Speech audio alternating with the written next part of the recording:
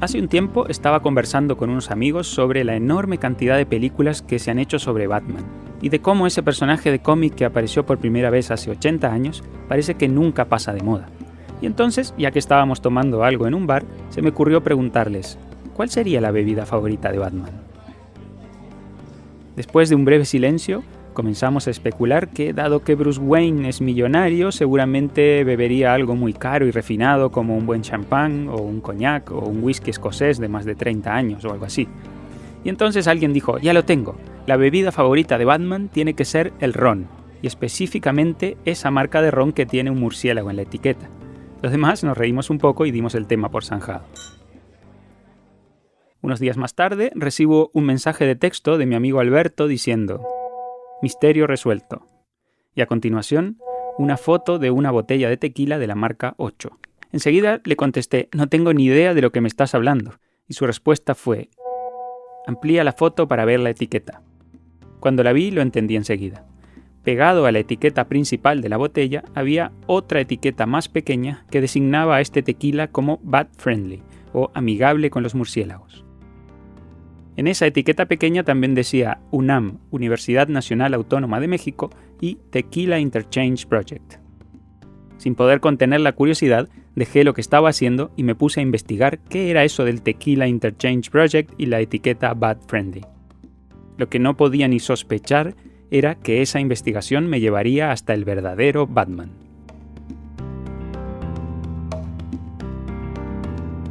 Soy Martín Aro y esto es Guardianes de la Memoria, el podcast que te cuenta las historias que viven en los objetos.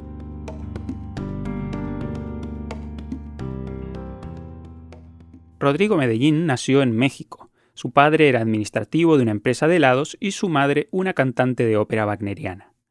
Rodrigo es el menor de 5 hermanos y un verdadero apasionado de los animales. Yo, desde que tengo memoria, he estado con esta inquietud de estudiar animales, de observar animales, de trabajar con animales, de conservar animales. De hecho, mi primera palabra no fue ni mamá, ni papá, ni caca, fue flamingo. Y así se lo dije a mi madre y así lo reportó mi madre en mi libro del bebé. Después, conforme pasó el tiempo, pues cada vez que salíamos de paseo, pues ¿a dónde quieres ir? Pues al zoológico o al campo a ver animales. ¿Y qué quieres de regalo de cumpleaños o de Navidad? Pues libros de animales y ver animales y todo era animales, ¿no? A los 11 años, Rodrigo le dijo a su madre que quería participar en el famoso programa de preguntas y respuestas de la televisión mexicana llamado El Gran Premio de los 64,000 pesos.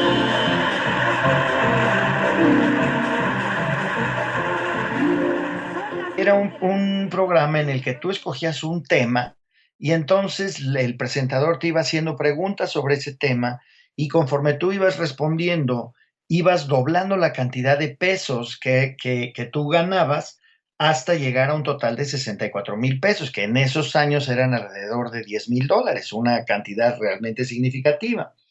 Y pues sobre todo para un niño de 11 años, ¿no? Entonces yo le dije a mi madre que yo quería aparecer allí y que me preguntaran de mamíferos. Yo le dije, a mí me pueden preguntar de mamíferos y yo puedo responder. Al principio su madre no le hizo mucho caso, pero Por estar insistiendo, mi madre me llevó con los productores y los productores le dijeron, mire señora, este es un programa para gente que tiene información de verdad en la cabeza, no es para que un niño venga y lance una pelota a alguna cosa para que se gane un premio. Esto es gente que realmente tiene información de verdad y que la va a mostrar y que por eso se gana el reconocimiento. Y entonces mi madre les dijo, bueno, pues pregúntenle al niño a ver si tiene información. Y entonces ellos sacaron un libro y me empezaron a preguntar sobre mamíferos y yo empecé a contestar y contestar y contestar y pues unos minutos después me dijeron, pues felicidades porque eres el primer niño en el programa. Yo empecé a salir entonces los sábados prime time television, o sea, estamos hablando de pues, los años 60 o 69, cuando, claro, hay solamente 3 canales de televisión en México y pues todo el mundo la está viendo. y uno de esos telespectadores era el doctor Bernardo Villa, decano en el estudio de los mamíferos en México e investigador en el Instituto de Biología de la UNAM. Me vio en la televisión, me llamó a mi casa, buscó el teléfono ahí con la televisora me llamó a mi casa y me dijo, oye, pues estoy viendo que tienes interés en los mamíferos, ¿qué te parece si te vienes al Instituto de Biología de la UNAM y aquí nosotros te vamos a llevar al campo y te vamos a enseñar los animales de verdad? Y eso, pues claro, fue un sueño hecho realidad para un niño de 11 años con esas inquietudes. Y así fue como Rodrigo empezó a ir al instituto y a acompañar a los investigadores a sus salidas al campo. Y ahí fue donde uno de los investigadores me puso en la mano mi primer murciélago. Y eso ya pues selló mi destino, ya de aquí yo dije, pues yo de aquí soy y de aquí no me mueven. Y entonces seguí desarrollando mis estudios, terminé la licenciatura aquí en la UNAM y luego me fui al doctorado en la Universidad de Florida en Gainesville, en los Estados Unidos. Y al terminar el doctorado regresé y pues afortunadamente fui contratado por la UNAM para hacer exactamente lo que quiero. Al poco tiempo de estar de vuelta en la UNAM como investigador contratado, Rodrigo comenzó su lucha para intentar recuperar una de las especies de murciélagos que acababa de ser catalogada en el año 93 como especie en peligro de extinción. Rodrigo no podía concebir que desaparecieran estos animales, y todo porque, a su modo de ver, los murciélagos son los animales más injustamente maltratados del mundo. Hay muchos animales que tienen una imagen mala, una imagen pública negativa. Por ejemplo, desde los tiburones hasta las serpientes, los alacranes, los cocodrilos, las arañas, etcétera. Todos esos tienen una imagen negativa. Ninguno de esos hace más por el bienestar de los seres humanos y por el funcionamiento correcto de los ecosistemas que los murciélagos. Yo te puedo decir, Martín, que tu vida personal y la vida de cada ser humano es tocada diariamente por algo que los murciélagos hicieron en el mundo natural. Si tomaste café hoy en la mañana o bebiste un té, estás conectado con los murciélagos, porque los murciélagos son los controladores de plagas más importantes del café y del té. Si te pusiste unos jeans o alguna prenda de algodón, igualmente estás vinculado con los murciélagos, porque los murciélagos son los protectores de las cosechas del algodón, porque se comen principalmente las plagas del algodón. Si estás en México, claro, comes una tortilla o cualquier producto de maíz, otra vez estás vinculado con los murciélagos por el control de plagas. Rodrigo me comenta que los murciélagos comen toneladas de insectos cada noche. Tú imagínate lo que causaría que de la noche a la mañana perdamos a esos murciélagos. Pues claro, en unos cuantos meses ya no tenemos cosechas, porque los insectos, las plagas, se reproducirían de tal manera sin control que acabarían con nuestras cosechas. Y los murciélagos también son beneficiosos porque dispersan semillas. Hay muchas plantas que dependen de los murciélagos para dispersar sus semillas.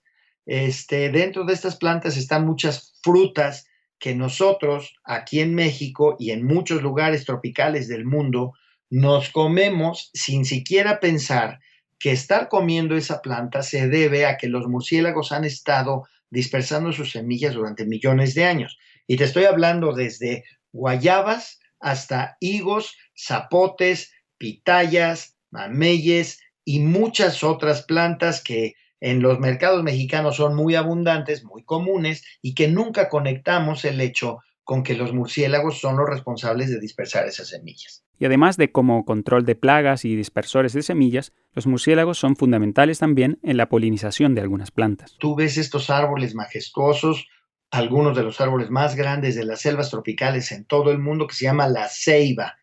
La ceiba, en Asia, África y Latinoamérica, es un árbol venerado por todos los grupos indígenas. Aquí en México, los mayas consideran a la ceiba como el árbol sagrado, porque es a través del cual nuestra alma, cuando morimos, va a subir al paraíso. Pues la ceiba es un árbol que es polinizado por murciélagos. Los cactos columnares del noroeste de México, el suroeste de los Estados Unidos, muy característicos de México, muy características de las películas de vaqueros, esos cactos columnares deben su polinización a los murciélagos.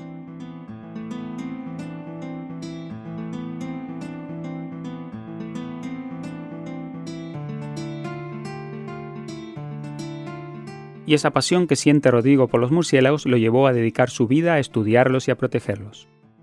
Y como te decía antes, al enterarse de que una de esas especies de murciélagos entraba en la lista de animales en peligro de extinción, Rodrigo reaccionó con contundencia. Inmediatamente mi equipo y yo y muchos otros investigadores de murciélagos empezamos a trabajar para recuperarlos, incluida la idea de identificar cuáles eran las amenazas más importantes para esta especie. Y resultó ser que la amenaza más importante para este murciélago era la destrucción, el vandalismo dentro de sus cuevas, donde se aparea, donde se reproduce, donde tiene a sus crías.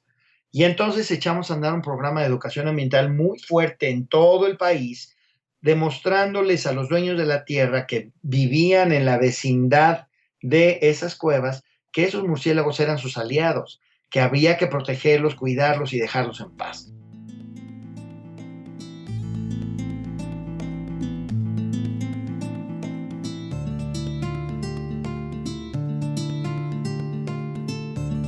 Y después de más de 20 años de trabajo ininterrumpido, Rodrigo Medellín logró algo que parecía imposible: la recuperación de la especie hasta tal punto que hoy ya no se considera como una especie en peligro de extinción. Fueron más de 20 años luchando para desterrar viejas creencias. Exactamente, que son animales feos, sucios, malos, que eso es falso completamente, pero eso es lo que llevaba a la destrucción de las cuevas. Y hoy, con programas de educación ambiental muy sólidos, lo hemos logrado. Y esos esfuerzos no han pasado desapercibidos. Rodrigo ha recibido el reconocimiento de grandes instituciones y empresas como National Geographic, Rolex y Volkswagen. En 2012 ganó el prestigioso premio Whitley, también conocido como el Oscar Verde, que premia los esfuerzos de conservación de la biodiversidad en todo el mundo. Y 2 años más tarde, el mítico documentalista de la BBC, Sir David Attenborough, le dedicó un documental y lo bautizó definitivamente como el Batman de México.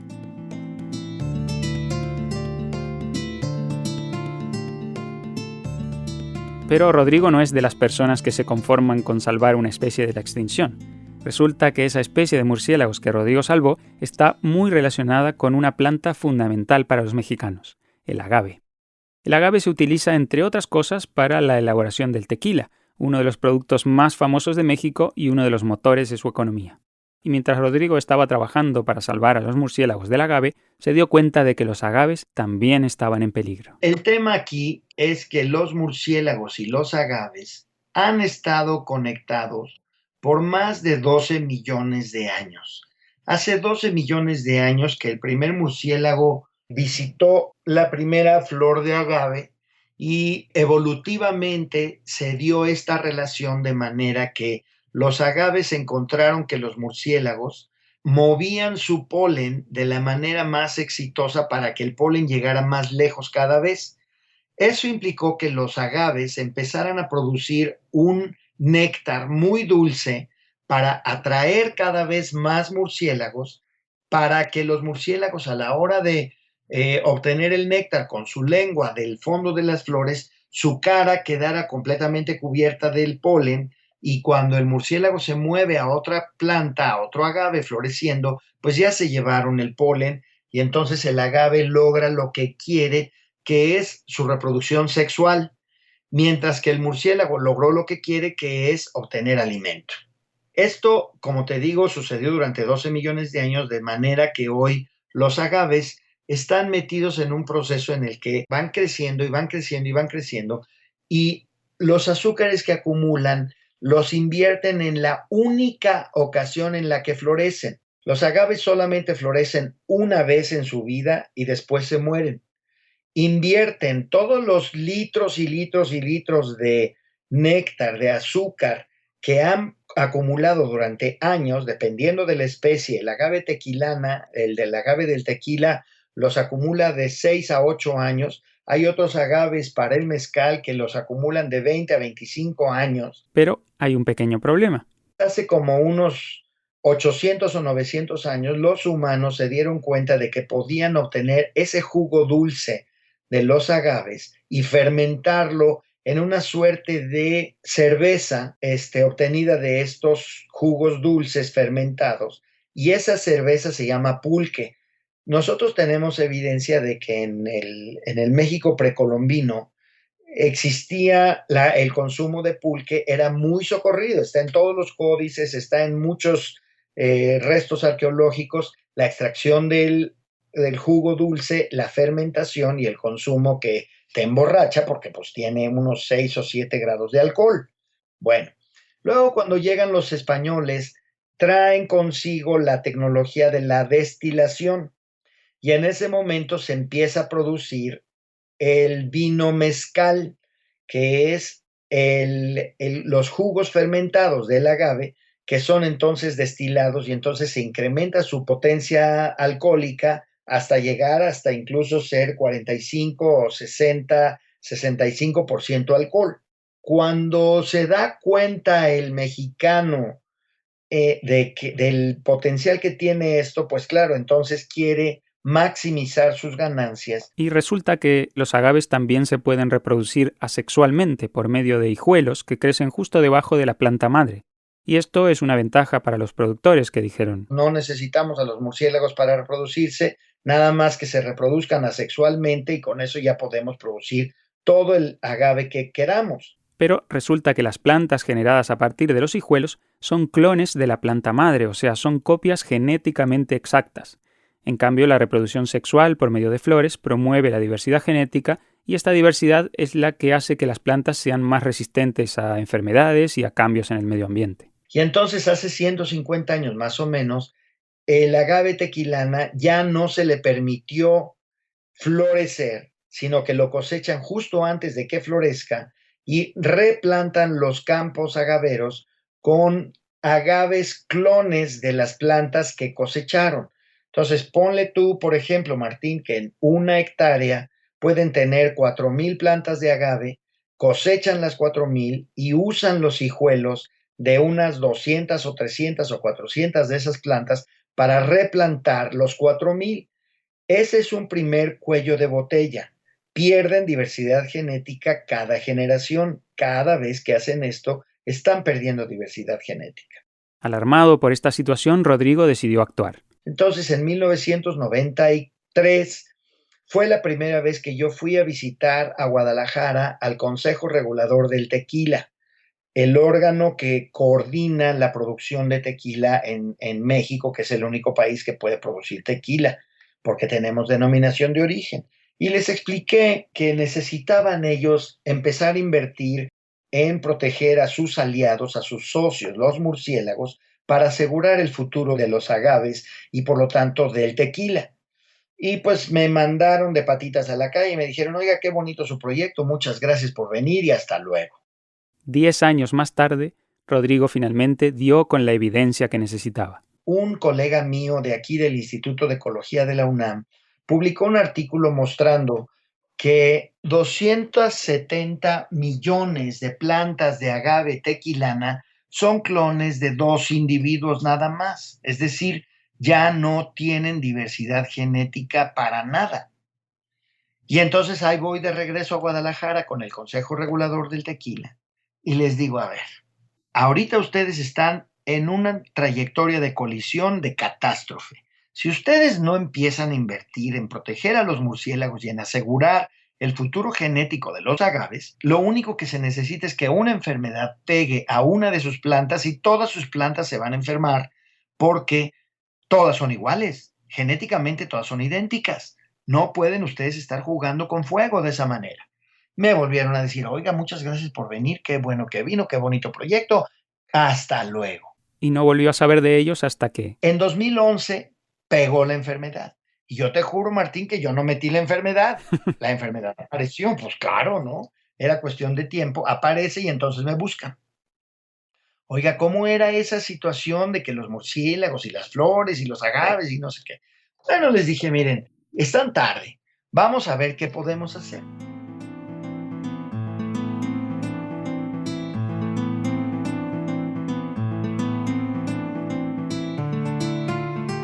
Rodrigo se puso en marcha para intentar salvar a los agaves y de paso recuperar una de las fuentes de alimentación de sus queridos murciélagos.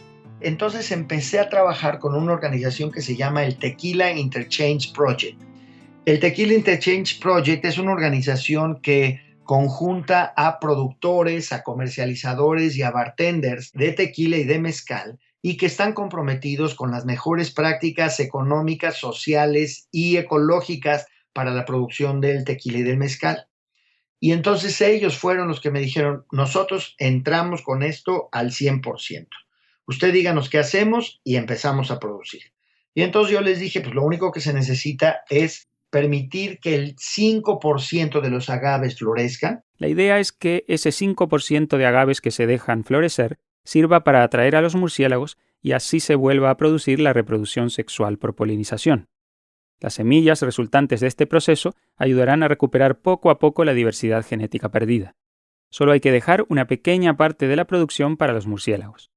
Y así todos ganan, porque si bien los productores pierden el 5% de su tequila, están asegurando el futuro a largo plazo de los beneficios que representa el tener plantas sanas, el tener plantas con una diversidad genética importante, ¿no? Que les permita defenderse de enfermedades, defenderse de cambios en el ecosistema, incluido el cambio climático, y entonces están sujetas a una selección natural estilo Darwin, mientras que si son plantas clonales todas iguales, pues no hay manera en que se puedan recuperar de golpes de este estilo, ¿no? Aquí lo que necesitamos es el papel de los murciélagos para ayudar a los agaves, pero los murciélagos siempre han estado allí dispuestos a polinizar la flor de agave que permitan los productores crecer. Y así algunas marcas de tequila entendieron finalmente el problema y comenzaron a seguir las recomendaciones de Rodrigo.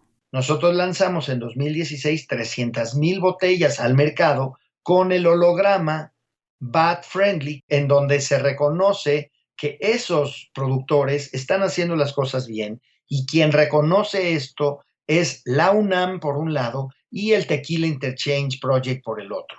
Con eso entonces estamos ya armados para empezar a incrementar, ampliar la esfera de acción de estos tequilas y mezcales Bat Friendly. El problema es que por más beneficioso que sea el proyecto para la salud de los agaves y para el bienestar de los murciélagos, aún queda mucho trabajo por hacer para convencer a los grandes productores para que dejen un 5% de sus ganancias actuales a cambio de tener la posibilidad de que sus plantas sean más robustas y saludables en el futuro. Y todos sabemos que dejar de ganar dinero voluntariamente es algo que a las grandes corporaciones no se les da muy bien. Pero Rodrigo es optimista. A mí me parece perfectamente claro que el futuro es Bat Friendly.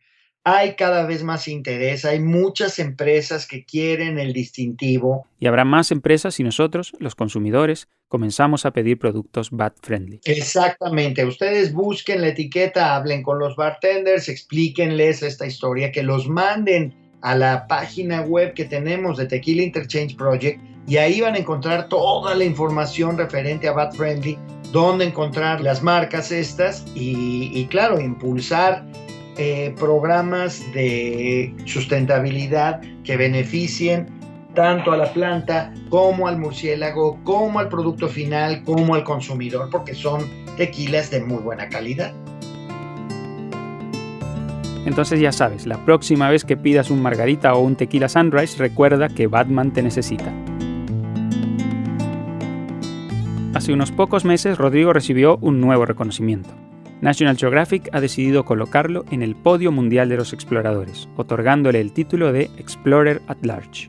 Solamente hay 10 personas en el mundo con este reconocimiento, y Rodrigo es el único latinoamericano de la lista. Una distinción que realmente me llena de orgullo y de compromiso para seguir haciendo bien las cosas, pero fíjate que es un compromiso muy importante, porque hoy que me reconoce esta gente y cada vez que me llega un reconocimiento nuevo, pues yo no me puedo, dormir en mis laureles. Yo no puedo decir, bueno, ya, ahora sí ya lo logré, ya me voy a relajar. Al contrario, hay que seguir avanzando, hay que seguir trabajando, creando cosas nuevas, impulsando la conservación en todo el mundo, ¿no?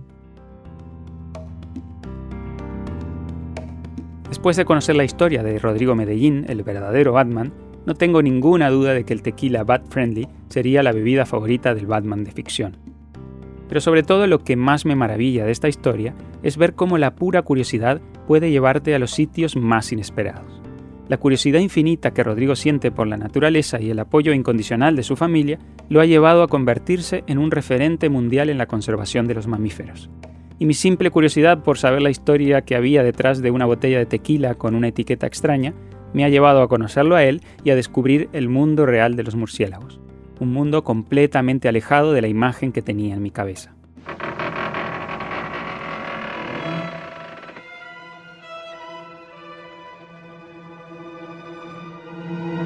I am Drácula. Antes de terminar, quiero agradecer por supuesto a Rodrigo Medellín por hacerse un hueco en su apretada agenda para contarnos su historia, y a mi amigo Alberto por demostrarme una vez más que, aunque lo parezca, no hay preguntas tontas.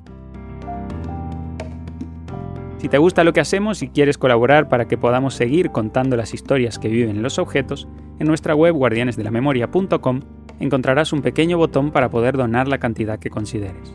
También puedes ayudarnos recomendando Guardianes de la Memoria a las personas de tu entorno. Y ya sabes que si quieres comunicarte con nosotros puedes hacerlo a través de nuestra página web guardianesdelamemoria.com o a través de nuestro Twitter y Facebook @gdelamemoria.